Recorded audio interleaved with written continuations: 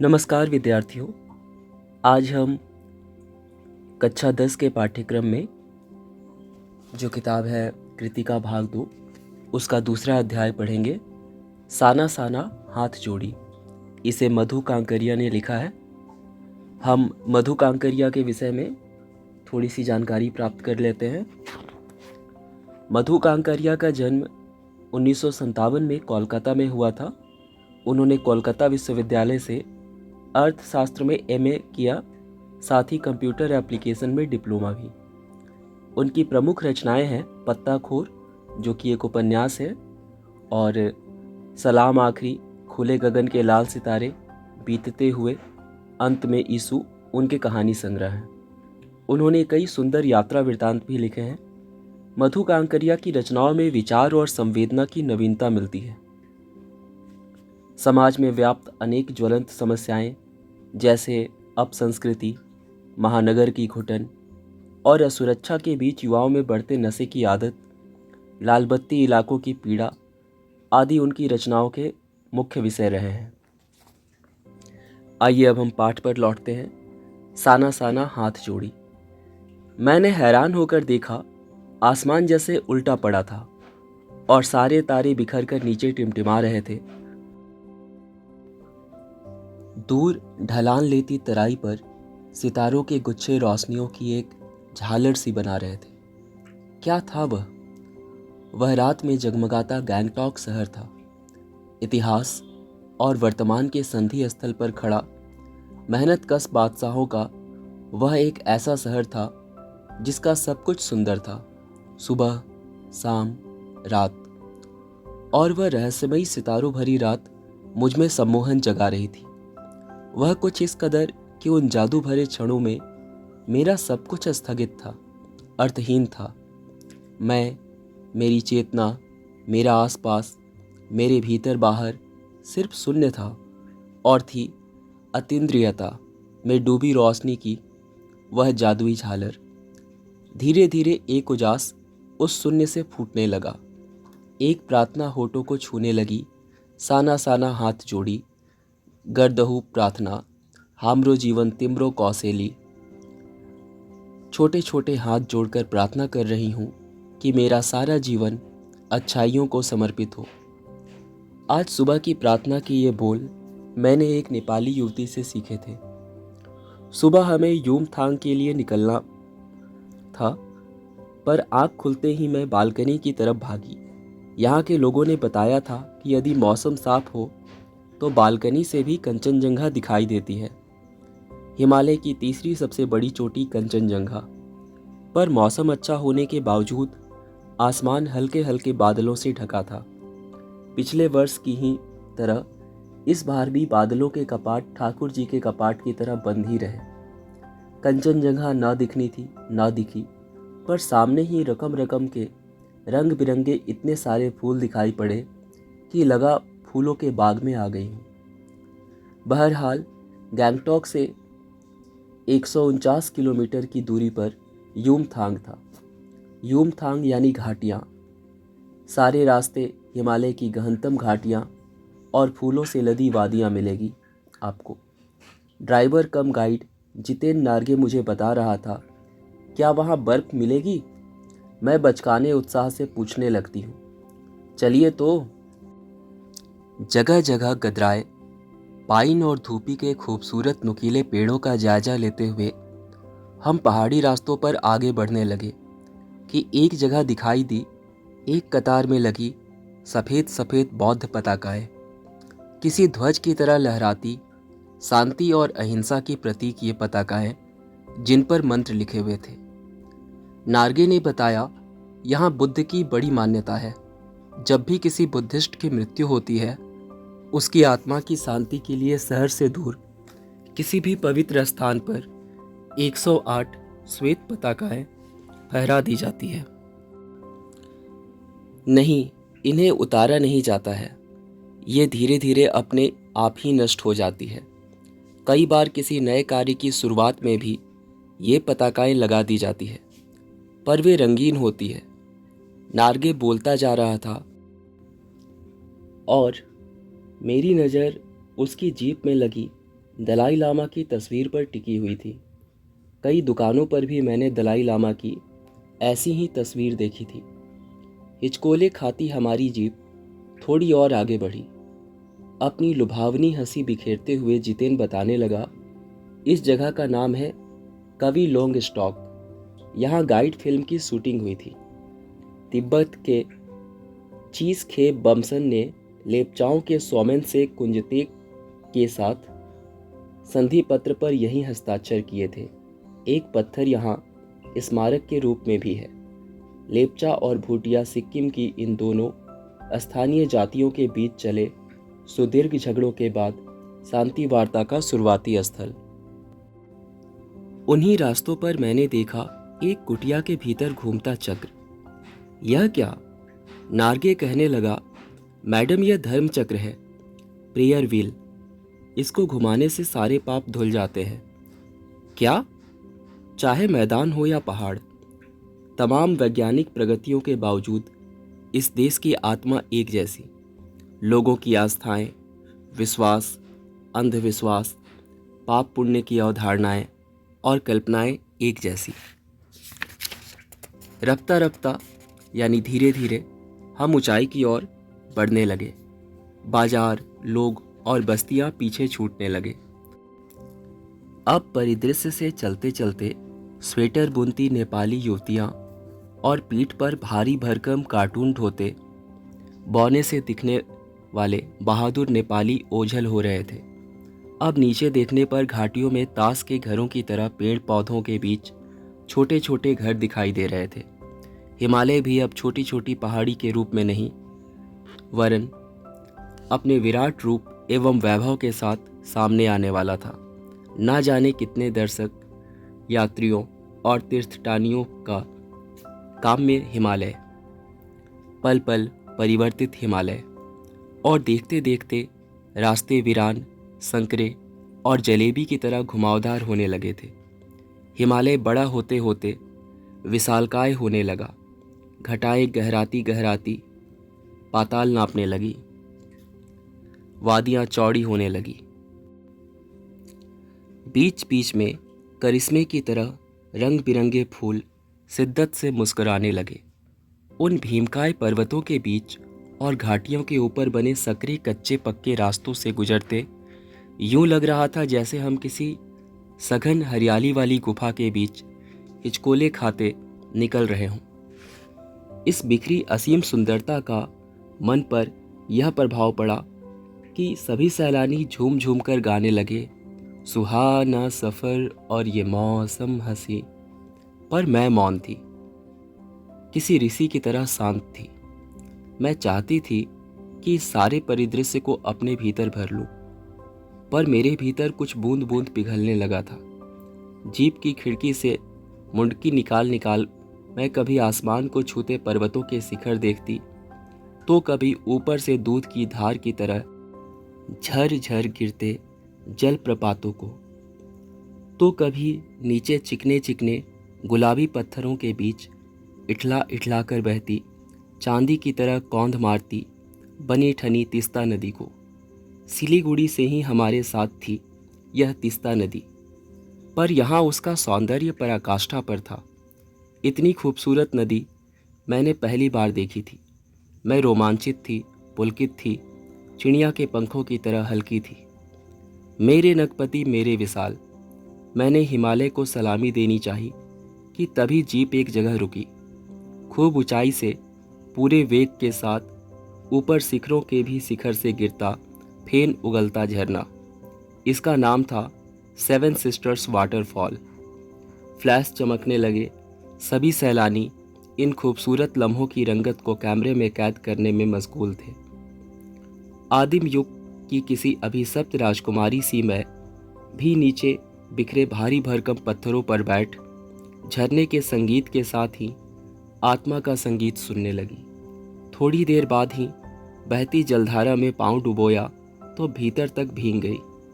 मन काव्यमय हो उठा। सत्य और सौंदर्य को छूने लगा। जीवन की अनंतता का प्रतीक वह झरना उन अद्भुत अनूठे क्षणों में मुझ में जीवन की शक्ति का एहसास हो रहा था। इस कदर प्रतीत हुआ कि जैसे मैं स्वयं भी देश और काल की सरहदों से दूर बहती धारा बन बहने लगी हूँ। भीतर की सारी तामसिकताएं और दुष्ट वासनाएं इस निर्मल धारा में बह गई। मन हुआ कि अनंत समय तक ऐसे ही बहती रहूं, सुनती रहूं इस झरने की पुकार को। पर जितेन मुझे ठेलने लगा, आगे इससे भी सुंदर नज़ारे मिलेंगे। अनमनी सी मैं उठी। थोड़ी देर बाद ही फिर वही नज़ारे, आंखों और आत्मा को सुख देने वाले। कहीं चटक हरे रंग का मोटा कालीन ओढ़े, तो कहीं हल्का पीलापन लिए, तो कहीं पलस्तर उखड़ी दीवार की तरह पथरीला। और देखते ही देखते परिदृश्य से सब छूमंतर, जैसे किसी ने जादू की छड़ी घुमा दी हो। सब पर बादलों की एक मोटी चादर, सब कुछ बादलमय। चित्र लिखित सी मैं माया और छाया के इस अनूठे खेल को भर भर आंखों देखती जा रही थी। प्रकृति जैसे मुझे सयानी बनाने के लिए जीवन रहस्यों का उद्घाटन करने पर तुली हुई थी। धीरे धीरे धुंध की चादर थोड़ी छटी। अब वहाँ पहाड़ नहीं, दो विपरीत दिशाओं से आते छाया पहाड़ थे, और थोड़ी देर बाद ही वे छाया पहाड़ अपने श्रेष्ठतम रूप में मेरे सामने थे। जीप थोड़ी देर के लिए रुकवा दी गई थी। मैंने गर्दन घुमाई। सब और जैसे जन्नत बिखरी पड़ी थी। नज़रों के छोर तक खूबसूरती ही खूबसूरती, अपने को निरंतर दे देने की अनुभूति कराते पर्वत, झरने, फूलों, घाटियों और वादियों के दुर्लभ नज़ारे। वहीं कहीं लिखा था थिंक ग्रीन। आश्चर्य, पल भर में ब्रह्मांड में कितना कुछ घटित हो रहा था।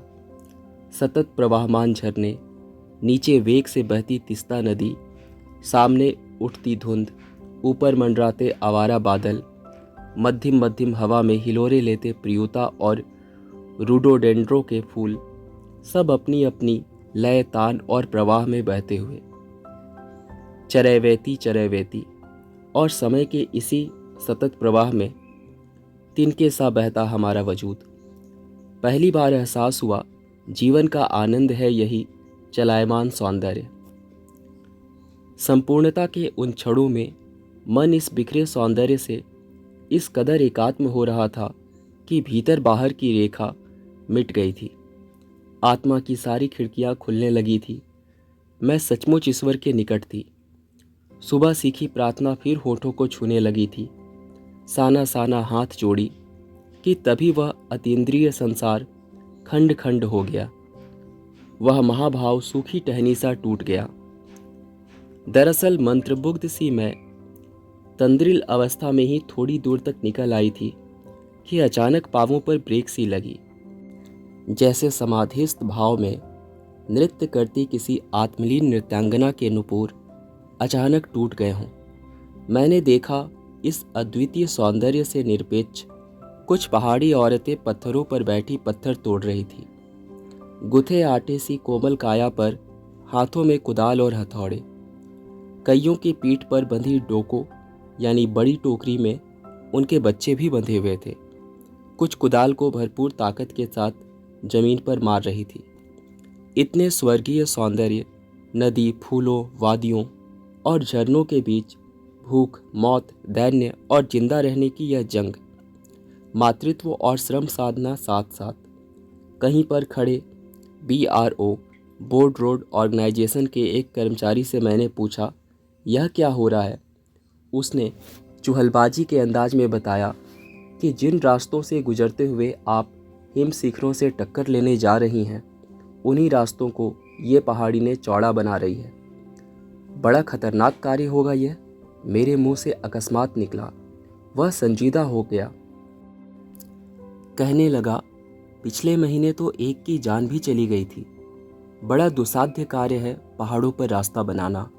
पहले डायनामाइट से चट्टानों को उड़ा दिया जाता है, फिर बड़े बड़े पत्थरों को तोड़ मोड़ कर एक आकार के छोटे छोटे पत्थरों में बदला जाता है।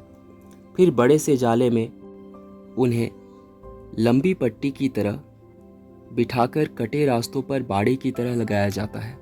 जरा सी चूक और सीधा पाताल प्रवेश। और तभी मुझे ध्यान आया, इन्हीं रास्तों पर एक जगह सिक्किम सरकार का बोर्ड लगा था।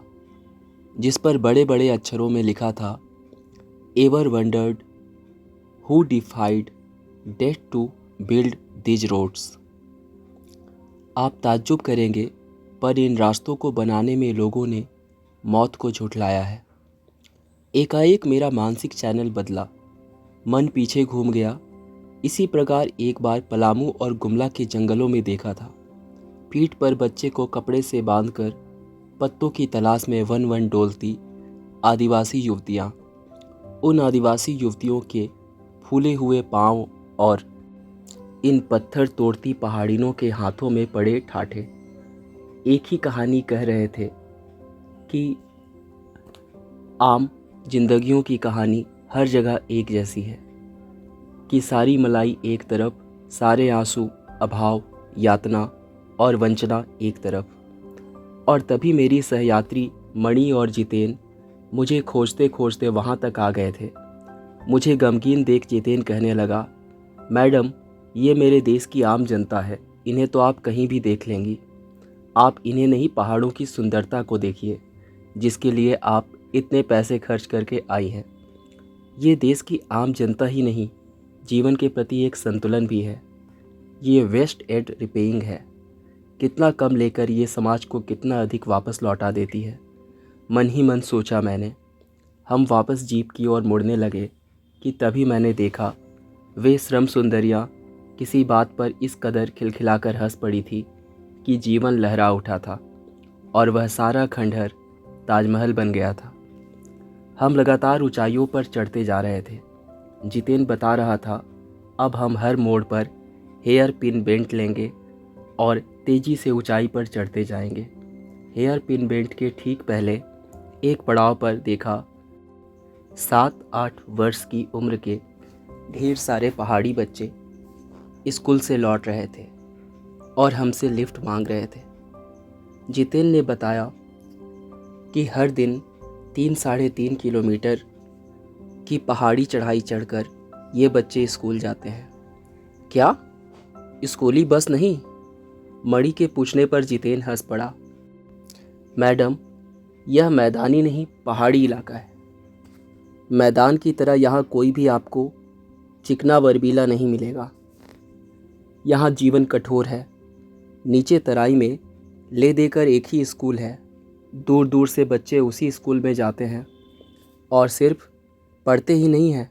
इनमें से अधिकांश बच्चे शाम के समय अपनी माँओं के साथ मवेशियों को चराते हैं, पानी भरते हैं, जंगल से लकड़ियों के भारी भारी गट्ठर ढोते हैं।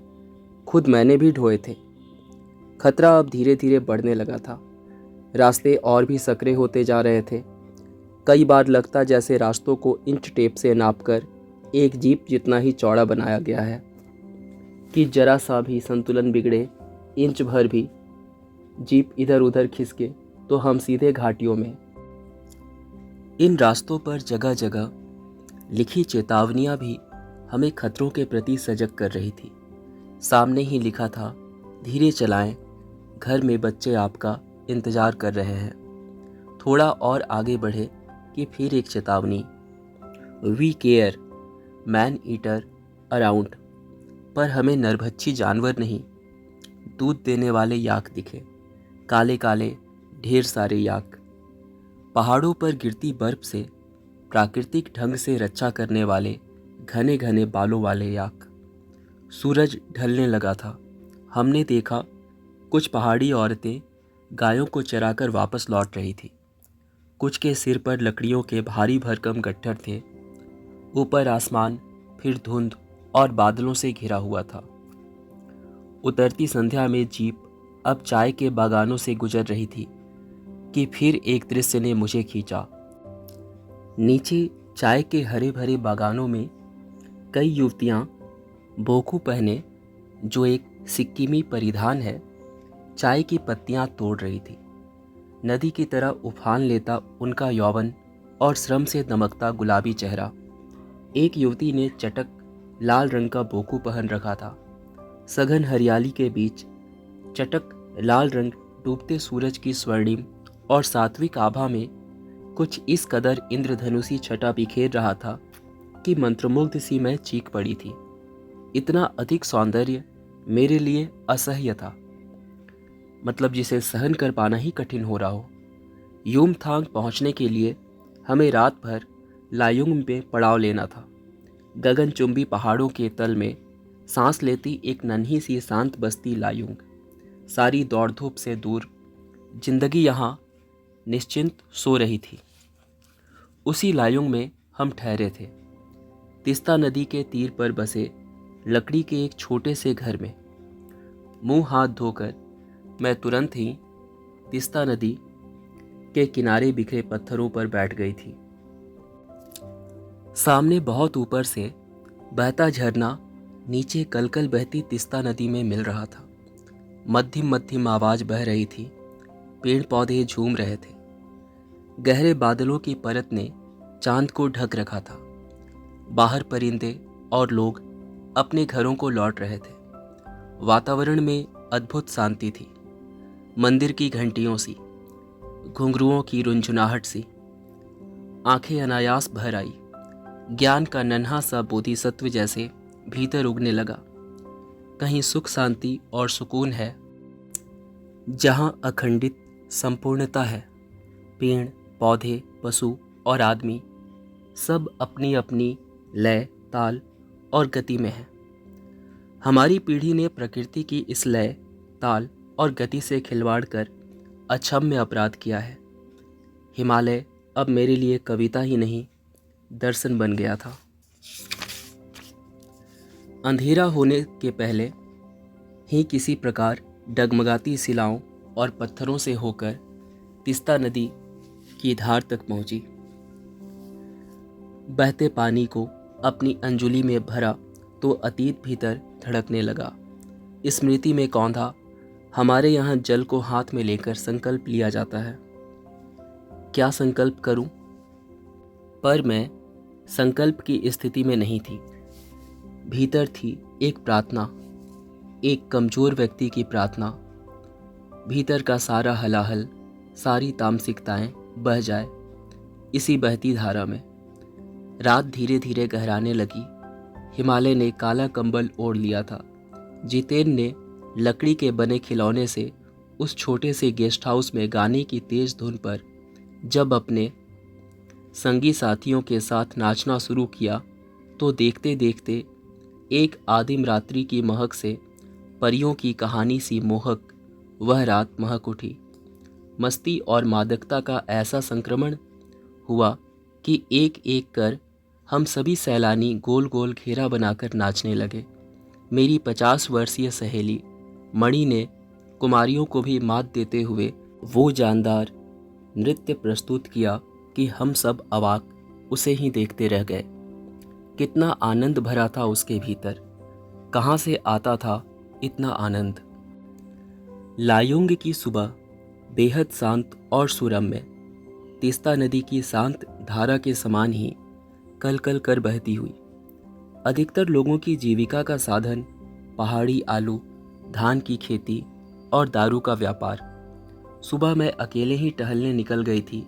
मैंने उम्मीद की थी कि यहाँ मुझे बर्फ़ मिलेगी, पर अप्रैल के शुरुआती महीने में यहाँ बर्फ़ का एक कतरा भी नहीं था। यद्यपि हम सी लेवल से 14,000 फीट की ऊंचाई पर थे, मैं बर्फ़ देखने के लिए बेचैन थी। हम मैदानों से आए लोगों के लिए बर्फ़ से ढके पहाड़ किसी जन्नत से कम नहीं होते। वहीं पर घूमते हुए एक सिक्किमी नवयुवक ने मुझे बताया कि प्रदूषण के चलते स्नोफॉल लगातार कम होती जा रही है, पर यदि मैं कटाव चली जाऊं तो मुझे वहां सर्दिया बर्फ़ मिल जाएगी। कटाव यानी भारत का स्विट्ज़रलैंड। कटाव जो कि अभी तक टूरिस्ट स्पॉट नहीं बनने के कारण सुर्खियों में नहीं आया था और अपने प्राकृतिक स्वरूप में था। कटाव जो लायुंग से 500 फीट ऊंचाई पर था और करीब 2 घंटे का सफ़र था। वह नवयुवक मुझसे बतिया रहा था और उसकी घरवाली अपने छोटे से लकड़ी के घर के बाहर हमें उत्सुकतापूर्वक देख रही थी कि तभी गाय ने आकर थैले में रखा हुआ महुआ गुड़ुप कर लिया था। मीठी झिड़कियाँ देकर उसने गाय को भगा दिया था। उम्मीद, आवेश और उत्तेजना के साथ अब हमारा सफ़र कटाव की ओर। कटाव का रास्ता और ख़तरनाक था और उस पर धुंध और बारिश जितेन लगभग अंदाज से गाड़ी चला रहा था। पहाड़, पेड़, आकाश, घाटियाँ, सब पर बादलों की परत। सब कुछ बादलमय। बादलों को चीर कर निकलती हमारी जीप। खतरनाक रास्तों के एहसास ने हमें मौन कर दिया था। और उस पर बारिश। एक चूक और सब खलास। सांस रोके हम धुंध और फिसलन भरे रास्ते पर संभल संभल कर आगे बढ़ती जीप को देख रहे थे। हमारी सांस लेने की आवाज़ों के सिवाय आसपास जीवन का कोई पता नहीं था। फिर नज़र पड़ी बड़े बड़े शब्दों में लिखी एक चेतावनी पर, if you are married, divorce speed. थोड़ी ही दूर आगे बढ़े कि फिर एक चेतावनी, दुर्घटना से देर भली, सावधानी से मौत टली। करीब आधे रास्ते बाद धुंध छटी और साथ ही सृष्टि और हमारे बीच फैला सन्नाटा भी हटा। नार्गे उत्साहित होकर कहने लगा, कटाओ हिंदुस्तान का स्विट्ज़रलैंड है। मेरी सहेली मणि स्विट्ज़रलैंड घूम आई थी। उसने तुरंत प्रतिवाद किया, नहीं, स्विट्ज़रलैंड भी इतनी ऊंचाई पर नहीं है और ना ही इतना सुंदर। हम कटाव के करीब आ रहे थे क्योंकि दूर से ही बर्फ से ढके पहाड़ दिखने लगे थे। पास में जो पर्वत थे वे आधे हरे काले दिख रहे थे। लग रहा था जैसे किसी ने इन पहाड़ों पर पाउडर छिड़क दिया हो। कहीं पाउडर बची रह गई हो और कहीं वह धूप में बह गई हो। नार्गे ने उत्तेजित होकर कहा, देखिए, एकदम ताज़ा बर्फ़ है। लगता है रात में गिरी है यह बर्फ़। थोड़ी और आगे बढ़ने पर अब हमें पूरी तरह बर्फ़ से ढके पहाड़ दिख रहे थे, साबुन के झाग की तरह सब और गिरी हुई बर्फ़। मैं जीप की खिड़की से मुंडी निकाल निकाल दूर दूर तक देख रही थी, चांदी से चमकते पहाड़। एकाएक जितेन ने पूछा, कैसा लग रहा है? मैंने जवाब दिया, राम रोछो। वह उछल पड़ा, अरे, यह नेपाली बोली कहाँ से सीखी? अपनी भाषा के गर्व से उसकी आंखें चमक उठी, चेहरा इतराने लगा और तभी किसी चमत्कार की तरह हल्की हल्की बर्फ एकदम महीन महीन मोती की तरह गिरने लगी। तिमरो माया सेंधे मलाई सताऊंच, तुम्हारा प्यार मुझे सदैव रुलाता है। चहूँ और बिखरी यह बर्फीली सुंदरता जितेन के मन पर भी थाप लगाने लगी थी। प्रेम की झील में तैरते हुए झूम झूम गाने लगा था वह। हम सभी सैलानी अब जीप से उतरकर बर्फ पर कूदने लगे थे। यहाँ बर्फ सर्वाधिक थी, घुटनों तक नरम नरम बर्फ। ऊपर आसमान और बर्फ से ढके पहाड़ एक हो रहे थे। कई सैलानी बर्फ पर लेटकर हर लम्हे की रंगत को कैमरे में कैद करने में लगे थे। मेरे पांव झन-झन करने लगे थे, पर मन वृंदावन हो रहा था। भीतर जैसे देवता जाग गए थे। ख्वाहिश हुई कि मैं भी बर्फ पर लेटकर इस पहाड़ी जन्नत को जी भर देखूं, पर मेरे पास बर्फ पर पहनने वाले लंबे लंबे जूते नहीं थे। मैंने चाहा कि किराए पर ले लूं, पर कटाव, योमथांग और झांगू लेक की तरह टूरिस्ट स्पॉट नहीं था। इस कारण यहाँ झांगू की तरह दुनिया भर की तो क्या एक भी दुकान नहीं थी। खैर, दनादन फोटो खिंचवाने की बजाय मैं उस सारे परिदृश्य को अपने भीतर लगातार खींच रही थी, जिससे महानगर के डार्क रूम में इसे फिर देख सकूं। संपूर्णता के उन क्षणों में यह हिम शिखर मुझे मेरे आध्यात्मिक अतीत से जोड़ रहे थे। शायद ऐसी ही विभोर कर देने वाली दिव्यता के बीच हमारे ऋषि मुनियों ने वेदों की रचना की होगी, जीवन सत्यों को खोजा होगा, सर्वे भवन्तु सुखिनः का महामंत्र पाया होगा। अंतिम संपूर्णता का प्रतीक, वह सौंदर्य ऐसा कि बड़ा से बड़ा अपराधी भी इसे देख ले तो क्षणों के लिए ही सही करुणा का अवतार बुद्ध बन जाए। और तभी दिमाग में कौंधा कि मिल्टन ने ईव की सुंदरता का वर्णन करते हुए लिखा है कि शैतान भी उसे देखकर ठगा सा रह जाता था और दूसरों का अमंगल करने की वृत्ति भूल जाता था। मैंने मणि से पूछा, क्या उसने पढ़ी है मिल्टन की वह कविता? पर मणि उस समय किसी दूसरे ही सवाल से जूझ रही थी। वह एकाएक दार्शनिकों की तरह कहने लगी, ये हिम शिखर जल स्तंभ हैं पूरे एशिया के। देखो प्रकृति भी किस नायाब ढंग से सारा इंतजाम करती है। सर्दियों में बर्फ़ के रूप में सारा जल संग्रह कर लेती है और गर्मियों में पानी के लिए जब त्राही त्राही मचती है तो यही बर्फ़ शिलाएं पिघल पिघल जलधारा बन हमारे सूखे कंठों को तरावट पहुंचाती है। कितनी अद्भुत व्यवस्था है जल संचय की। मणि ने अभिभूत हो माथा नवाया। जाने कितना ऋण है हम पर इन नदियों का, हिम शिखरों का। संसार कितना सुंदर, स्वप्न जगाते उन लम्हों में मैंने सोचा, पर तभी उदासी की एक झीनी सी परत मुझ पर छा गई। उड़ते बादलों की तरह पत्थर तोड़ती उन पहाड़ियों का ख्याल आ गया। आत्मा की अनंत परतों को छेलता हुआ हमारा यह सफ़र और आगे बढ़ा कि तभी देखा इक्की दुक्की फौजी छावनियाँ। ध्यान आया कि यह बॉर्डर एरिया है, थोड़ी दूरी पर ही चीन की सीमा है। एक फौजी से मैंने कहा, इतनी कड़कड़ाती ठंड में उस समय तापमान -15 डिग्री सेल्सियस था, आप लोगों को बहुत तकलीफ होती होगी। वह हंस दिया, एक उदास हंसी।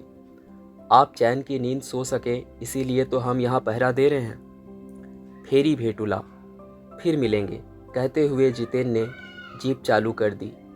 थोड़ी देर बाद ही फिर दिखी एक फौजी छावनी जिस पर लिखा था, we give our today for your tomorrow. मन उदास हो गया, भीतर कुछ पिघलने लगा।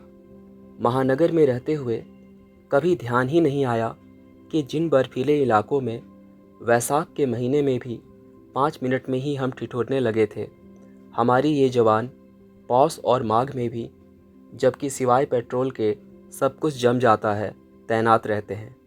और जिन संकरे घुमावदार और ख़तरनाक रास्तों से गुजरने भर में हमारे प्राण कांप उठते हैं, उन रास्तों को बनाने में जाने कितनों के जीवन अपनी मियाद के पूर्व ही खत्म हो गए हैं। मेरे लिए यह यात्रा सचमुच ही एक खोज यात्रा थी। पूरा सफ़र चेतना और अंतरात्मा में हलचल मचाने वाला था। बहरहाल अब हम लायुंग वापस लौटकर फिर युमथांग की ओर। जितेन कुछ दिनों पूर्व ही नेपाल से ताज़ा ताज़ा आया था। युमथांग की घाटियों में एक नया आकर्षण और जुड़ गया था। ढेरों ढेर प्रियुता और रोडोडेंड्रो के फूल। जितेन बताने लगा, बस 15 दिनों में ही देखिएगा, पूरी घाटी फूलों से इस कदर भर जाएगी कि लगेगा फूलों की सेज रखी हो। यहाँ रास्ते अपेक्षाकृत चौड़े थे, इस कारण खतरों का एहसास कम था। इन घाटियों में कई बंदर भी दिखे, कुछ अकेले तो कुछ अपने बाल बच्चों के साथ। बहरहाल घाटियों, वादियों, पहाड़ों और बादलों की आँख मिचौली दिखाती पहाड़ी कबूतरों को उड़ाती हमारी जीप जब युमथांग पहुंची तो हम थोड़े निराश हुए। बर्फ से ढके कटाव के हिम शिखरों को देखने के बाद युमथांग थोड़ा फीका लगा और यह भी एहसास हुआ कि मंजिल से कहीं ज़्यादा रोमांचक होता है मंजिल तक का सफ़र। बहरहाल युमथांग में चिप्स बेचती एक सिक्किमी युवती से मैंने पूछा, क्या तुम सिक्किमी हो? नहीं, मैं इंडियन हूँ, उसने जवाब दिया। सुनकर बहुत अच्छा लगा। सिक्किम के लोग भारत में मिलकर बहुत खुश हैं। जब सिक्किम स्वतंत्र रजवाड़ा था तब टूरिस्ट उद्योग इतना नहीं फला फूला था। हर एक सिक्किमी भारतीय आबो हवा में इस कदर घुल मिल गया है कि लगता ही नहीं कभी सिक्किम भारत में नहीं था। जीप में बैठने को हुए कि एक पहाड़ी कुत्ते ने रास्ता काट दिया। मणि ने बताया, ये पहाड़ी कुत्ते हैं, ये भौंकते नहीं हैं, ये सिर्फ चांदनी रात में ही भौंकते हैं। क्या? विस्मय और अविश्वास से मैं उसे सुनती रही। क्या समुद्र की तरह कुत्ते पर भी पूर्णिमा की चांदनी कामनाओं का ज्वार भाटा जगाती है? खैर, लौटती यात्रा में जीप में भी जितेन हमें रकम रकम की जानकारियां देता रहा। मैडम, यहाँ एक पत्थर है जिस पर गुरु नानक के फुटप्रिंट है। कहते हैं यहाँ गुरु नानक की थाली से थोड़े से चावल छिटक कर बाहर गिर गए थे। जिस जगह चावल छिटक कर गिरे थे वहाँ चावल की खेती होती है। करीब 3-4 किलोमीटर बाद ही उसने फिर उंगली दिखाई। मैडम, इसे खेदुम कहते हैं। यह पूरा लगभग 1 किलोमीटर का एरिया है। यहाँ देवी देवताओं का निवास है। यहाँ जो गंदगी फैलाएगा वह मर जाएगा। तुम लोग पहाड़ों पर गंदगी नहीं फैलाते? उसने जीभ निकालते हुए कहा। नहीं मैडम, पहाड़, नदी, झरने, हम इनकी पूजा करते हैं। इन्हें गंदा करेंगे तो हम मर जाएंगे। तभी गैंगटॉक इतना सुंदर है, मैंने कहा। गैंगटॉक नहीं मैडम, गंतोक कहिए। इसका असली नाम गंतोक है। गंतोक का मतलब है पहाड़। मैं कुछ पूछती कि वह फिर चालू हो गया। मैडम, युमथांग भी पहले टूरिस्ट स्पॉट नहीं था। यह तो सिक्किम जब भारत में मिला उसके भी कई वर्षों बाद भारतीय आर्मी के कप्तान शेखर दत्ता के दिमाग में आया कि यहाँ सिर्फ फौजियों को रखकर क्या होगा। घाटियों के बीच रास्ते निकालकर इसे टूरिस्ट स्पॉट बनाया जा सकता है। आप देखिए, अभी भी रास्ते बन रहे हैं। हाँ, रास्ते अभी भी बन रहे हैं। नए नए स्थानों की खोज अभी भी जारी है। शायद मनुष्य की इसी असमाप्त खोज का नाम सौंदर्य है। मन ही मन मैं कहती हूँ, जीप आगे बढ़ने लगती है। यह पाठ समाप्त हुआ।